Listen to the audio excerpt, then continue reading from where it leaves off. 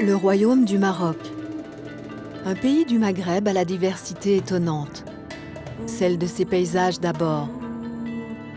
Au sud, les portes du désert, les routes des caravanes du Sahara.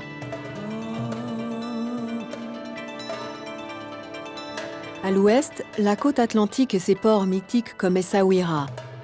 Autrefois repère de pirates et carrefour du commerce de l'or, de l'ivoire ou des esclaves.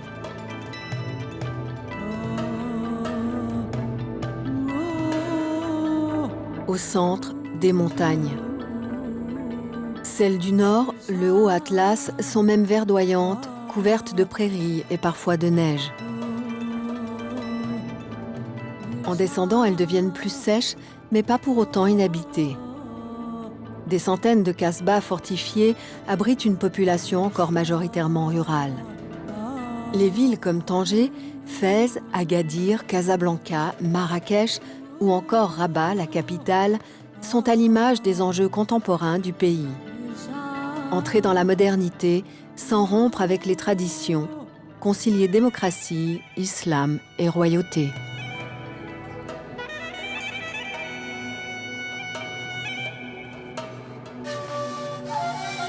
Peuplé de Berbères, le pays a été islamisé au 7e et 8e siècle lors de la conquête arabe.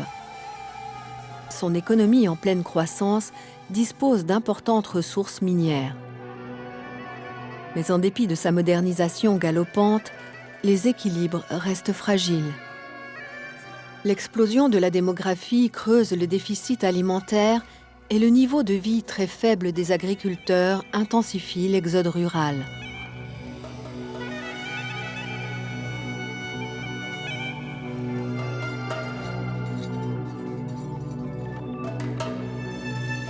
Au carrefour de tous ces paysages, de tous ces univers, de toutes ces couleurs, le Maroc est synonyme de richesse culturelle. La qualité de son artisanat est l'un des exemples les plus frappants.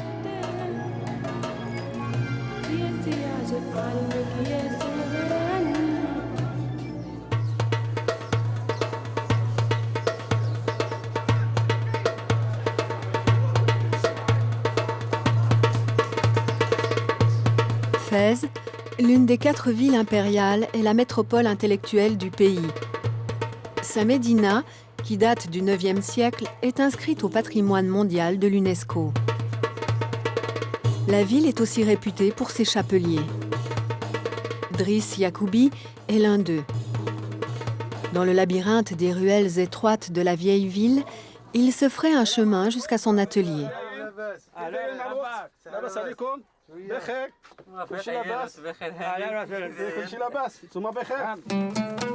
La spécialité de la maison, le fès bien sûr. Des chapeaux aux couleurs gaies toujours fabriqués à la main. Les tissus sont collés sur des formes en carton. Driss Yacoubi et ses collègues en vendent 300 pièces par mois. Au Maroc, il y a un chapeau pour chacun et pour chaque occasion.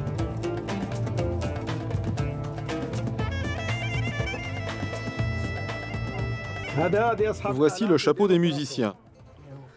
Et celui-là, c'est le chapeau des touristes. Ce chapeau est porté par les nationalistes. Il est beau avec des vêtements assortis. En blanc, on le porte avec une djellaba blanche pour les jours de fête. Celui-ci est pour les enfants, pour la fête de la circoncision. Et celui-ci pour l'hiver. Et celui-là, c'est le mien. Et c'est pourquoi je le mets maintenant.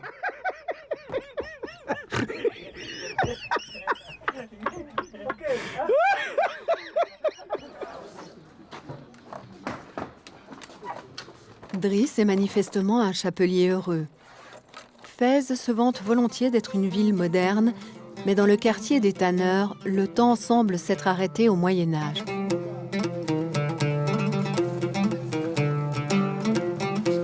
Les hommes nettoient, tannent, teignent les peaux et les étoffes comme le faisaient déjà leurs ancêtres il y a plusieurs siècles.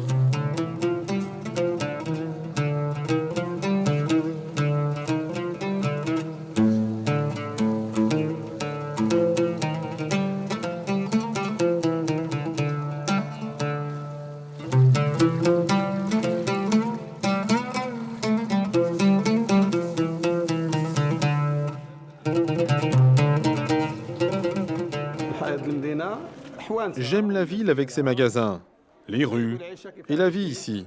La vie est simple et naturelle. Nous sommes heureux ici. À la maison, toute la famille vit sous le même toit. Parents, enfants, grands-parents, oncles et tantes. Sur la cuisinière, le couscous fume déjà, préparé par sa femme Amina.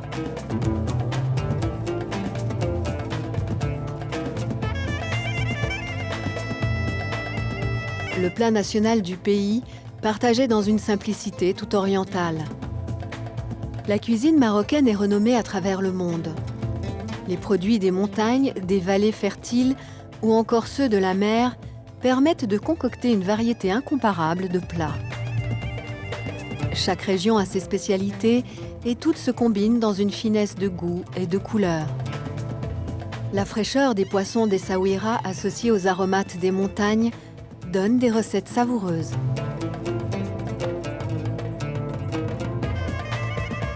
À Tanger, la plus ancienne ville du Maroc, le Grand Soko, le marché aux poissons, occupe une place stratégique au milieu de la ville.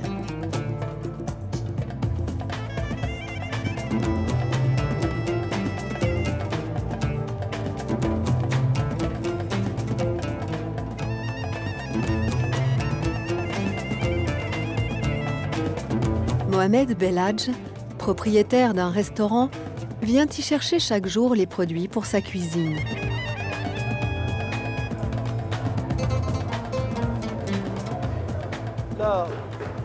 Je n'achète que du poisson pêché à la ligne. Il a tout simplement meilleur goût que celui provenant des immenses filets de pêche.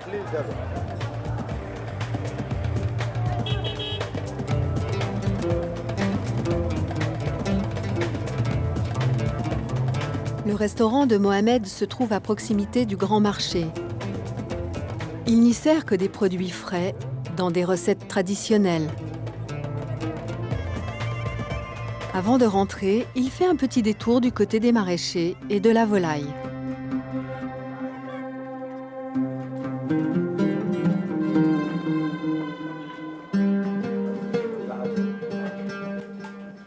Mohamed se veut le spécialiste d'une alimentation saine.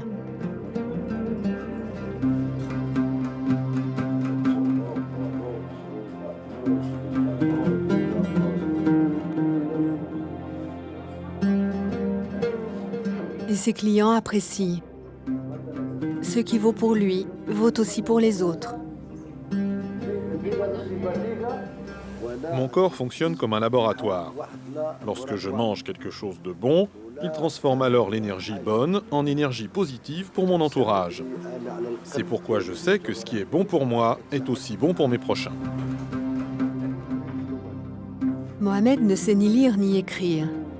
Ses recettes, il ne les cherche pas dans les livres, il les tient de sa grand-mère.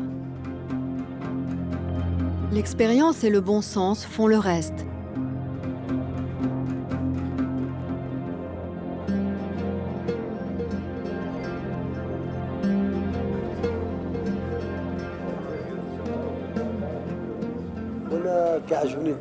Je suis totalement fou de cuisine, presque dépendant même. Lorsque je cuisine, je me sens parfaitement bien.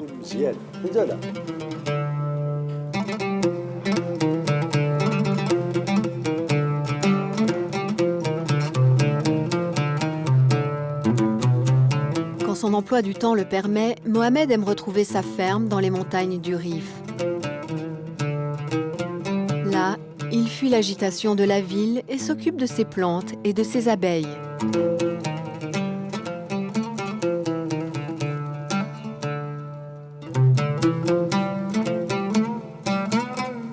Dans la campagne environnante, il ramasse les aromates sauvages qu'il utilisera pour parfumer ses plats.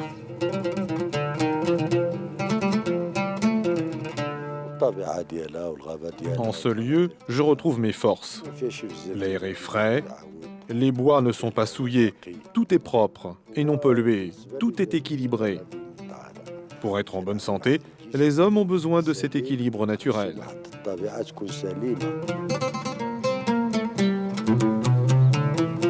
C'est aussi dans ces montagnes que sont élaborés d'autres plats qui ont fait la célébrité de la cuisine marocaine.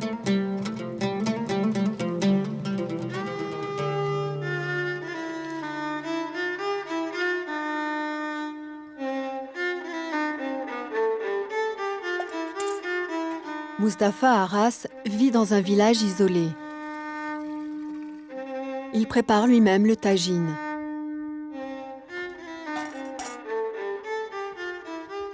Il en existe plus de 50 variétés. Ça, vraiment, c'est un tagine traditionnel. Tagine berbère.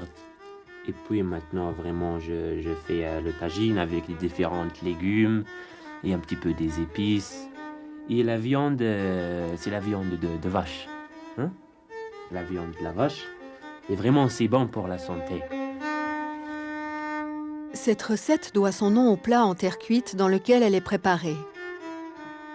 Sa forme permet une cuisson à l'étuvée. Avant chaque repas, les convives procèdent aux ablutions rituelles. Pour manger, ils utilisent leur main droite, la gauche étant considérée par le Coran comme impure. Le tagine est un plat typiquement berbère. Mustapha et sa famille appartiennent à cette ethnie, la plus ancienne du pays. Leur nom leur aurait été légué par les Romains qui occupèrent la région dans l'Antiquité. Ceux qui n'étaient pas romains étaient alors appelés barbares. Et l'usage a fait le reste. Aujourd'hui, 300 tribus berbères sont recensées dans le pays. Leur territoire est celui des montagnes de la chaîne de l'Atlas. Des terres rouges et ocres parsemées de petits villages. L'un des plus préservés est Oumsnat, dans la vallée de Hamel.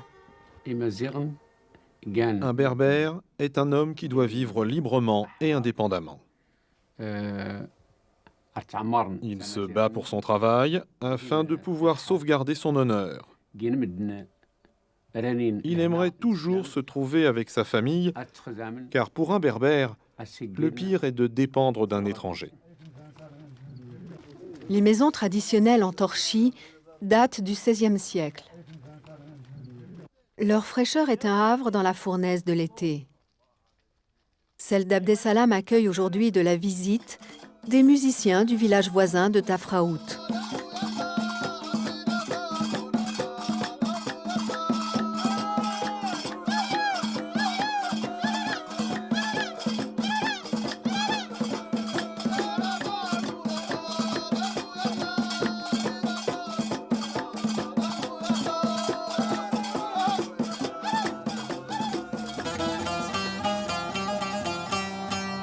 À l'abri de ces montagnes, les traditions marocaines se perpétuent. Et certaines sont uniques au monde, comme la fabrication de l'huile d'argan. Mina Haït El Mouden travaille pour l'UFCA, un organisme chargé d'aider les femmes berbères à créer des coopératives agricoles. C'est ici, à Ouchen, qu'a été fondée la première entreprise de ce genre.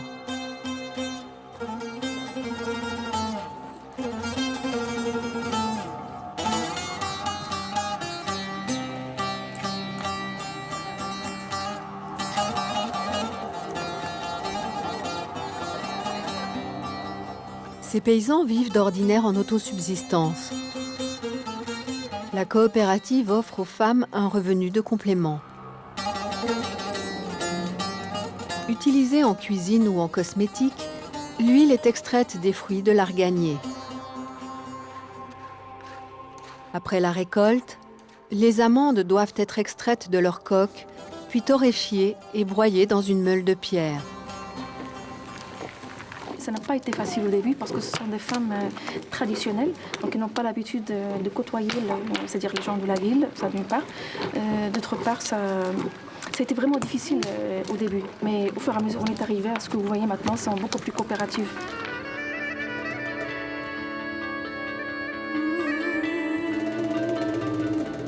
« 29 femmes travaillent à la coopérative. Les arganiers poussent dans un périmètre situé entre le Haut-Atlas, l'Anti-Atlas et la côte atlantique.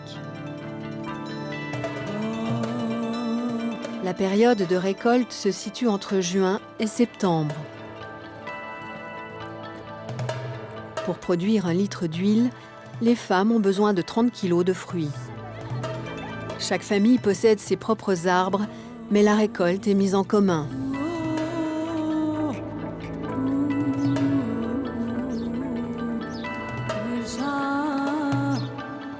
Les femmes travaillent ensuite ensemble à la transformation. Tout est fait à la main. La présidente de la coopérative est Fadma. Elle montre à Mina la maison dans laquelle elle va bientôt pouvoir emménager.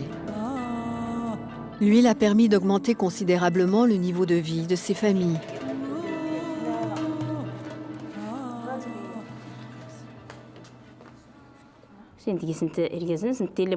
Nous sommes contentes de contribuer également aux revenus du foyer. C'est bien pour nous et pour les enfants. Et maintenant, nous, les femmes, nous existons pour le monde. Ces revenus ont donné une indépendance financière aux femmes du village. Un premier pas vers une amélioration de leurs conditions. L'argent profite avant tout aux enfants et à Ushen, les filles peuvent désormais aussi aller à l'école.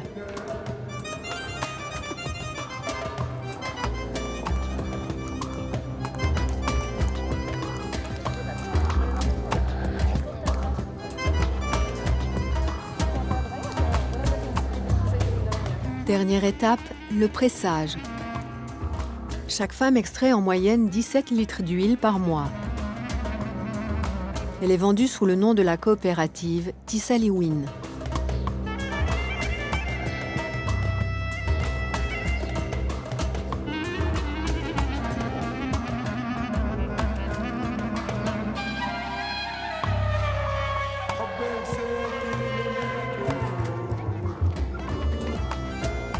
Sur la place du village, à l'ombre d'un arganier symbole de cette nouvelle prospérité, Mina discute avec les femmes des améliorations à faire pour accroître la production. Un rituel qui ponctue chacune de ses visites. Mais il est temps de repartir. Destination Agadir, à 3 heures de voiture. C'est là que l'huile sera finalement mise en bouteille et étiquetée.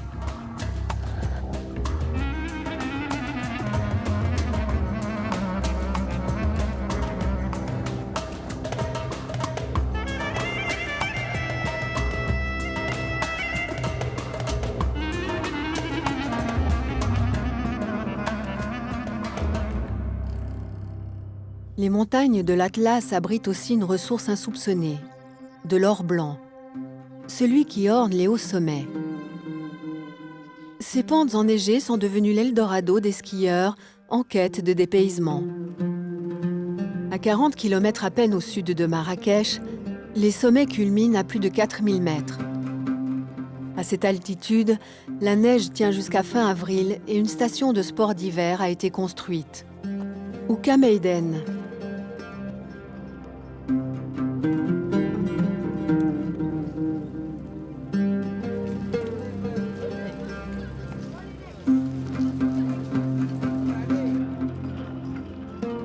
Bien sûr, ce ne sont pas les Alpes, mais en saison, tous les jours, les loueurs de ski sortent de leurs cabanes dans l'espoir de trouver des clients. La neige n'est pas toujours parfaite, mais les pistes sont très fréquentées. Il y a même des moniteurs, 45 plus exactement.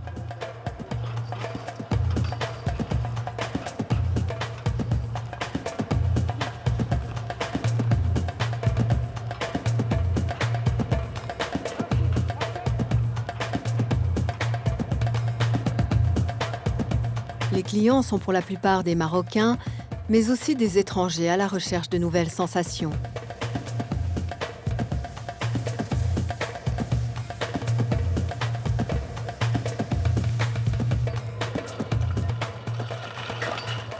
Il y a beaucoup d'étrangers qui font des skis alpins, qui vont dans la montagne, ski randonnée. Tu vois, on a des organisations dans les agences qui font pour le week-end. Ski dans la montagne, tu mets le pot de fork, tu mets tout, tu marches avec ton sac à dos pour 6 jours, 7 jours.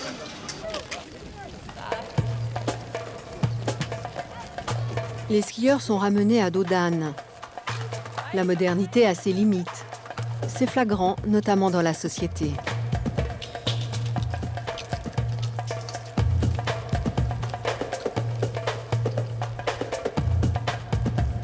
Même en ville, la place des femmes est loin d'être celle auxquelles peuvent prétendre les occidentales. Certaines Marocaines ont pourtant décidé de s'affranchir du poids des traditions. Un grand thé, un grand thé pour un grand garçon et un petit thé pour une grande fille. Je te refroidis. Hop, on y va parce que... On est en retard.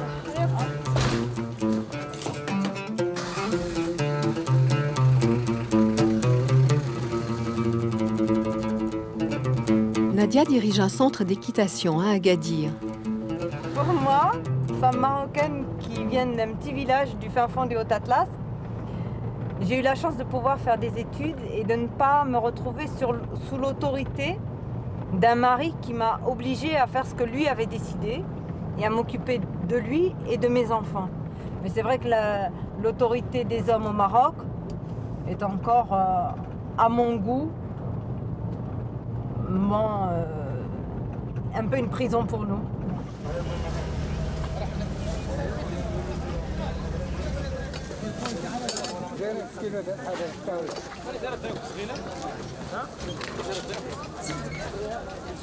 Lorsqu'elle fait ses courses au marché, les têtes se tournent.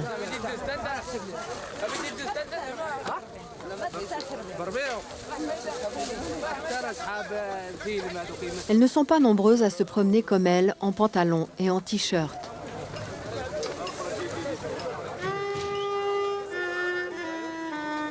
Ou même à conduire leur voiture. Le centre équestre de Mouna est en dehors de la ville et elle s'y rend chaque matin. Le Maroc a une tradition équestre millénaire et une race de chevaux spécifique au pays, le barbe. Un subtil mélange d'élégance, de rudesse, de civilité extrême et de puissance terrienne. Un patrimoine génétique, historique et sportif unique.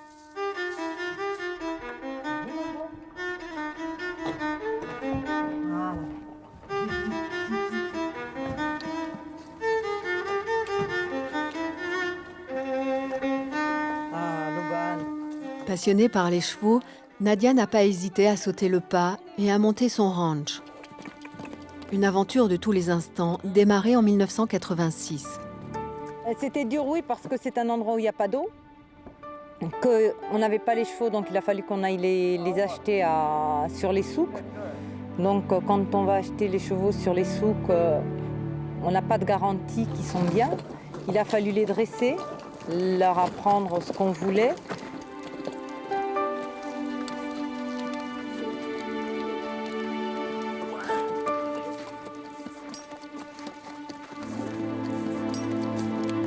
Vous allez me chasser les Sugar, Louban, Drif, Kata. Le ranch possède aujourd'hui 30 chevaux. Les moniteurs sont tous des professionnels passionnés par leur travail. Être dirigé par une femme ne leur pose pas vraiment de problème. Nadia, au contraire, comme elle est une femme, elle est sympa de travailler avec elle. Comme une femme, elle est très gentille. Voilà. Il te donne pas le travail, c'est-à-dire travail un peu léger. Gentil avec le cheval. Il souffre pas le cheval, voilà. Okay.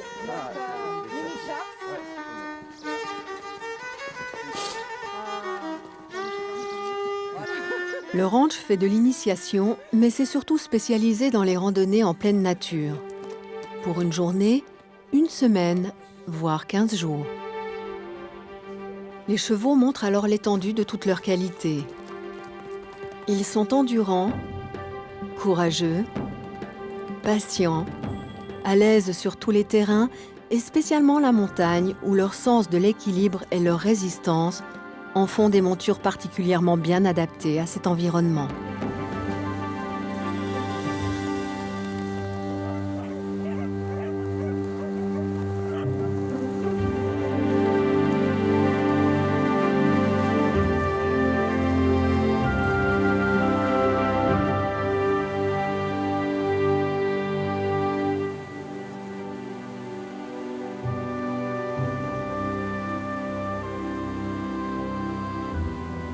pour que des femmes puissent travailler ici avec moi, ça voudrait dire qu'au niveau de leur famille, ils puissent être d'accord.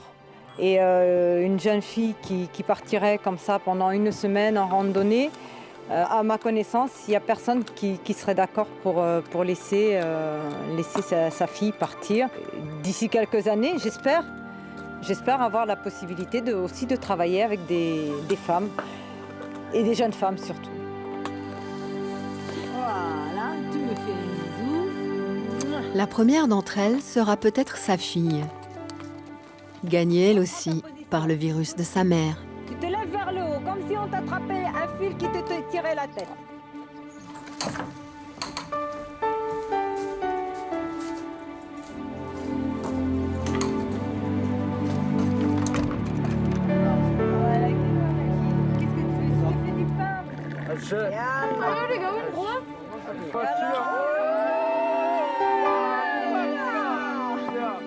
La race des Barbes doit vraisemblablement sa survie à Fantasia, une autre des traditions marocaines.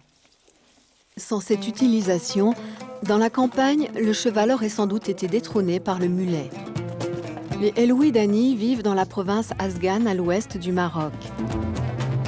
Depuis plusieurs générations, ils ont gagné la bienveillance et le respect des rois du pays avec leur sorba, leur formation dédiée à la Fantasia. Djemal, l'un des frères, est le meilleur cavalier de la famille. Ce matin, il entraîne un jeune cheval pour la Moussem, le spectacle traditionnel où cavaliers et chevaux galopent en parfaite harmonie. La Fantasia est héritée de l'ancien art marocain de la guerre.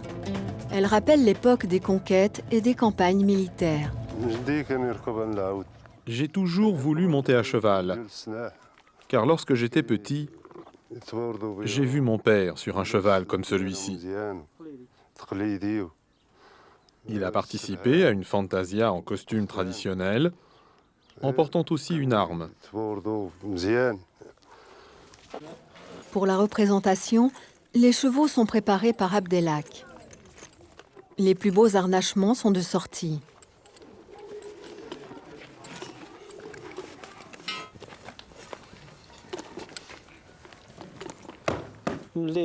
Dès que je selle le cheval, il sait exactement ce qui va se passer. Il est alors véritablement fier. Il a une autre allure, comme un footballeur qui enfile son maillot. Ces selles de fête et ces brides appartiennent à la famille depuis de nombreuses années. Chacune est entièrement fabriquée à la main et coûte une petite fortune.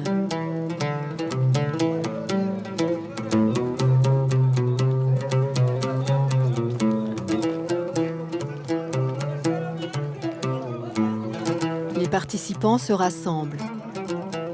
Chacun admire le destrier de son voisin.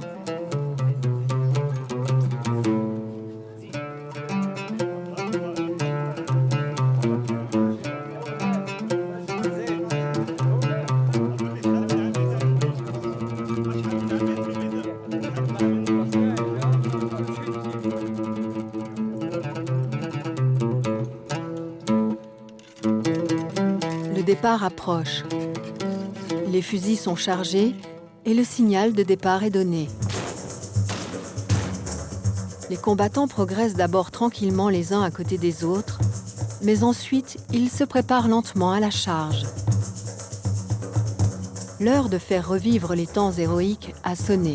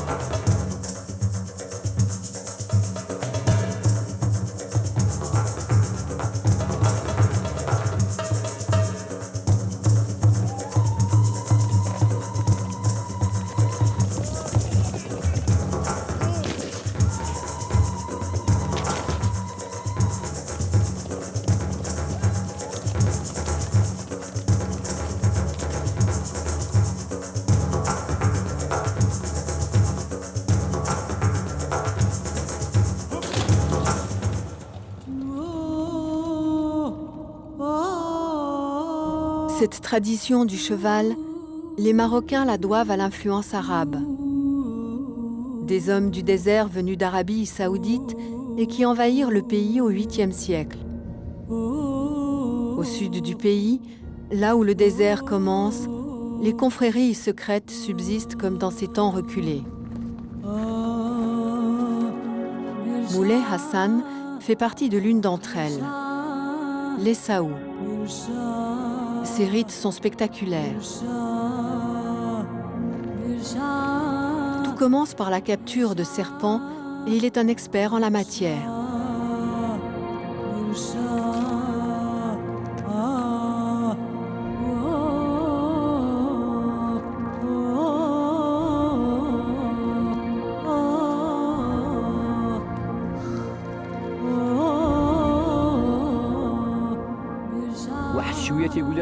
J'ai attrapé mon premier serpent à l'âge de 16 ans. Naturellement, j'avais peur qu'il me morde. Pourtant, rien ne s'est passé. Il a fallu 6 ans pour que je n'ai plus peur. Plus on travaille avec les serpents, plus on les connaît, et plus l'on sait comment on doit s'y prendre.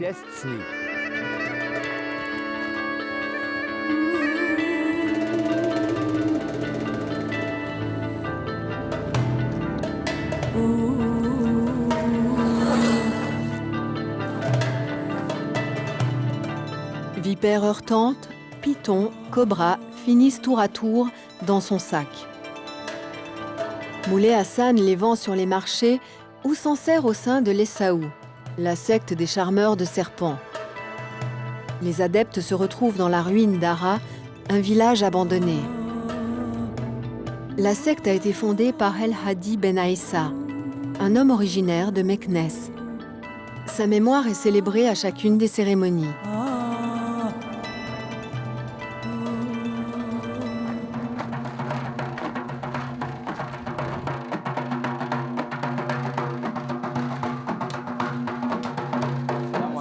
لاباس عليك والصحة لاباس عليك مهنيك ايوا اللي جاب الله اليوم هذا وهاد الويدان وهاد الشعاب تقول اسيدي ما سخن الحال ما بقى والو سخن الحال اسيدي هادشي اللي عطا الله فاش يكون اي الا ما سخن الا حدث السخونيه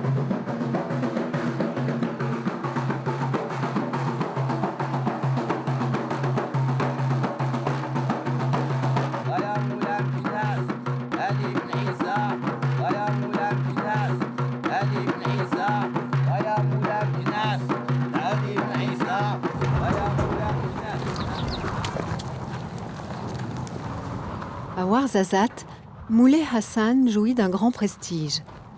La légende veut que les membres d'Essaou aient un pouvoir particulier de guérison. السلام عليكم لاباس اخباركم لاباس عليكم منين صحه لاباس يلاه سيدي بسم الله يلاه سيدي يلاه بسم الله. Ibrahim a fait appel à Moulay Hassan pour chasser les mauvais esprits de sa maison.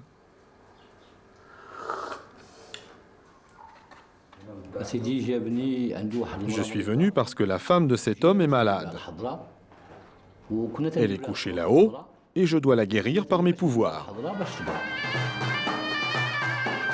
Et bientôt, c'est un Moulay Hassan en transe qui officie. Les rites de purification par le feu et l'eau bouillante doivent libérer les esprits.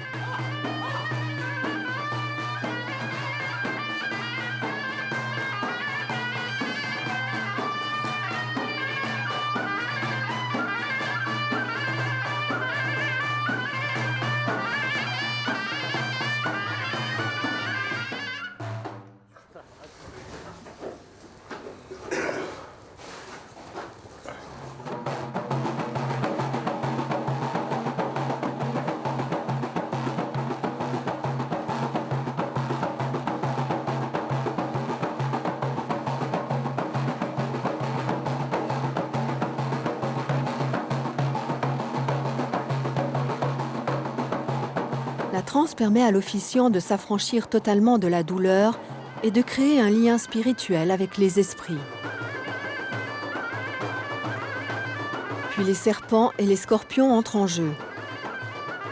À eux d'effrayer et de faire reculer les forces maléfiques.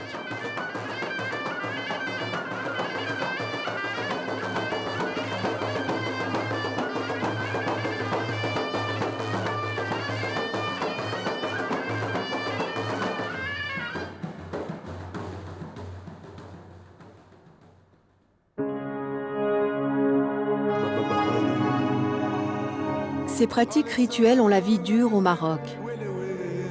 Surtout pour ceux qui vivent encore dans le pays, à l'écart de toute civilisation. Les nomades du désert sont de ceux-là. Ils sont encore quelques milliers à conduire leurs caravanes vers la Mauritanie et l'Algérie.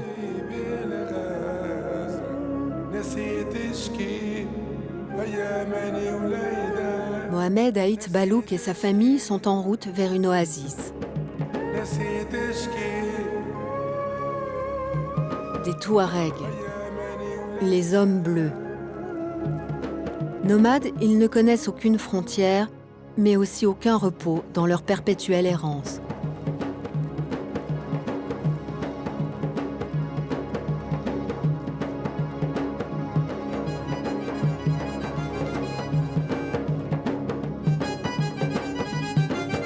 Les sites dromadaires sont les possessions les plus précieuses du clan.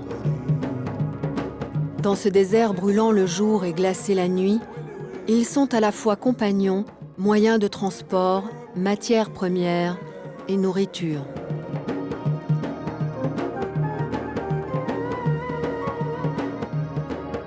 Survivre dans le désert est un défi compliqué. Dans le Sahara, le soleil est implacable, l'aridité permanente. La température peut grimper jusqu'à 60 degrés à l'ombre. Mais de l'ombre, il n'y en a jamais.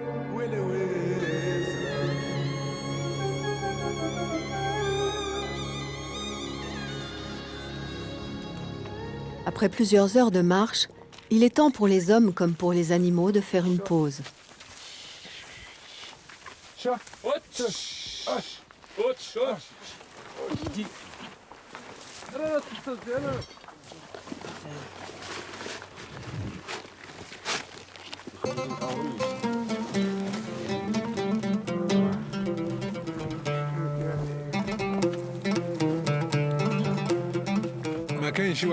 Les vrais nomades ne peuvent pas se satisfaire d'une autre vie. Cela fait des générations que nous vivons ainsi. Nous ne changerions rien, même si nous devenions riches et pouvions nous permettre de vivre en ville. Nous voulons mener notre vie comme nous l'avons toujours fait.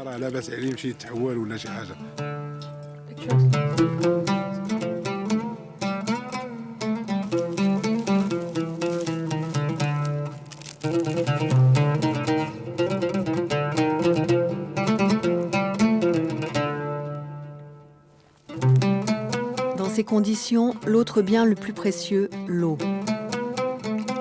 Aucune goutte n'est gaspillée.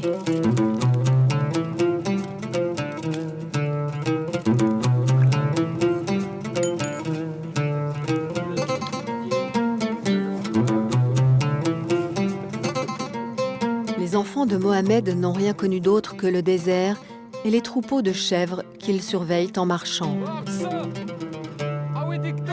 Mais il n'est pas sûr qu'il en sera toujours ainsi. À l'heure du thé à la menthe brûlant, il n'est certain que d'une chose, son propre avenir.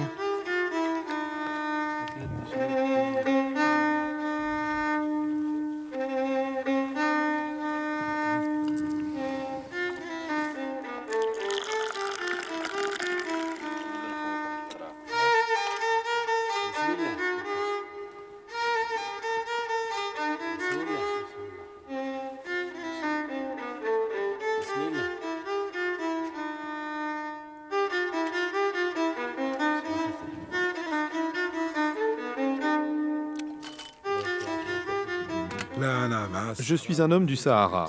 Le désert vit en moi. Quand mes enfants seront plus âgés, ils peuvent aller au diable. Moi, je resterai dans le désert. Je mourrai là où mes ancêtres se sont établis.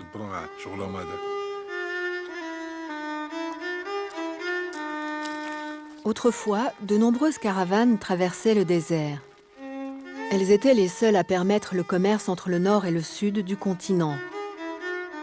Les Touaregs étaient alors un peuple riche et puissant. Les moyens de communication modernes les ont privés de cette ressource. La seule fierté qu'il leur reste est la liberté d'aller et venir où bon leur semble.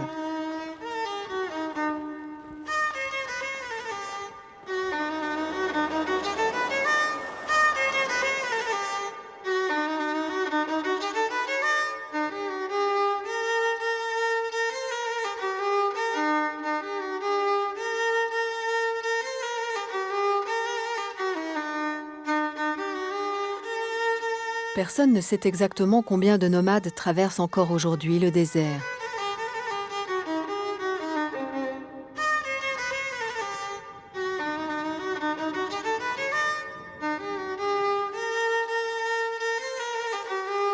Les Haït Balouk arrivent enfin de l'oasis.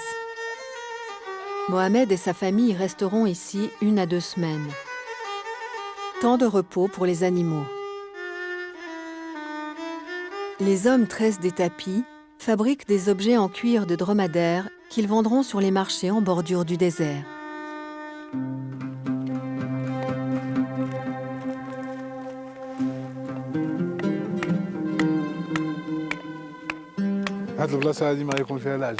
C'est bien ici parce qu'il y a beaucoup d'arbres qui protègent la région du vent. Et puis, il y a aussi suffisamment d'eau. Le sol n'est pas trop sableux. Ainsi, nos piquets de tente s'enfoncent facilement dans le sol. C'est un endroit parfait.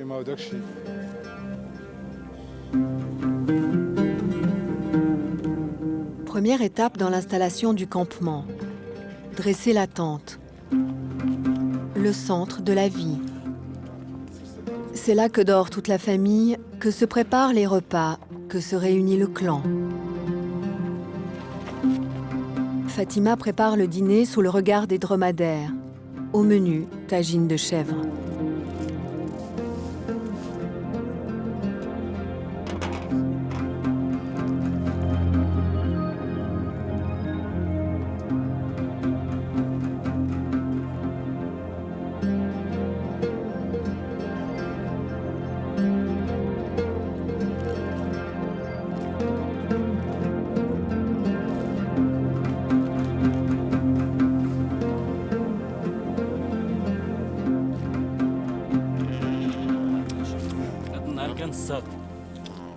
Le dîner est le seul vrai repas de la journée. Avant, il faisait trop chaud pour pouvoir avaler quoi que ce soit. Une vie simple où le temps s'écoule d'une manière différente. Pas de voisins, pas d'échéance, seul compte le lendemain et la vie en commun. La veillée au coin du feu soulage des efforts et des privations.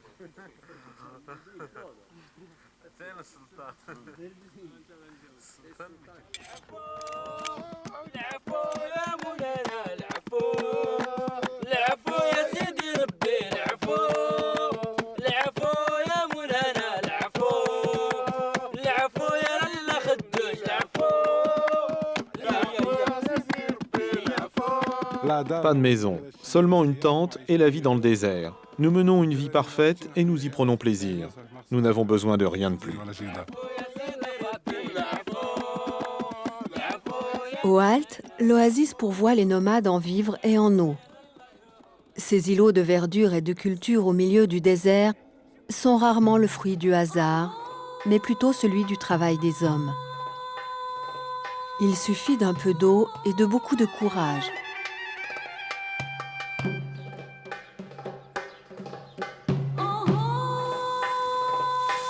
Lorsque Raali Rahal est arrivé ici il y a 20 ans, ce n'était qu'un désert de pierres rouges. Ça, c'est du cerfeuil. Nous assaisonnons presque tout avec le cerfeuil. La soupe, le couscous.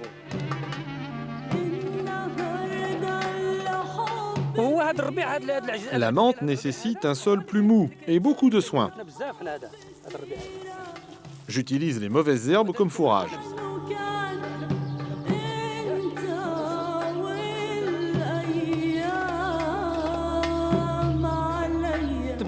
Le henné demande aussi des soins permanents.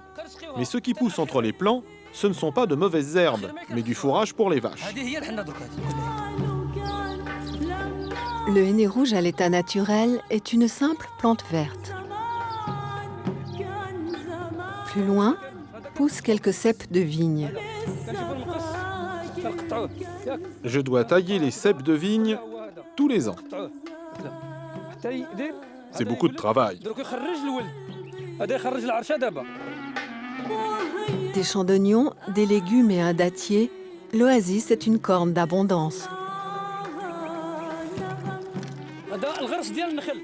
Celui-là, il devrait donner de l'ombre dans quelques années.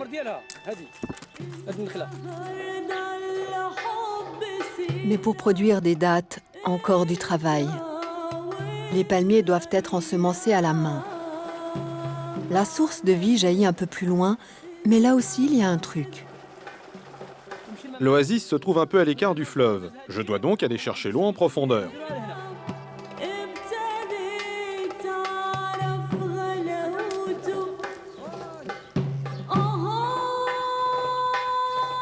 Rali Rahal a creusé lui-même le puits.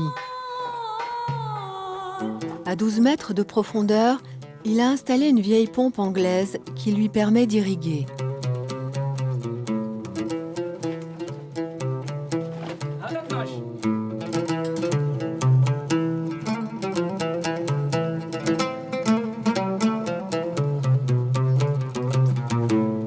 Parfois, la richesse tient un peu de choses.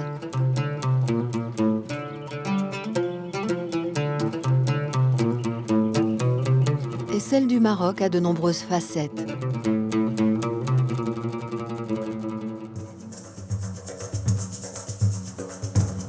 Entre ces paysages à couper le souffle,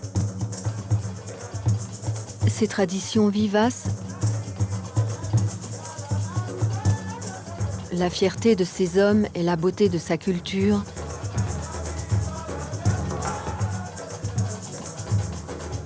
il laisse rarement indifférent.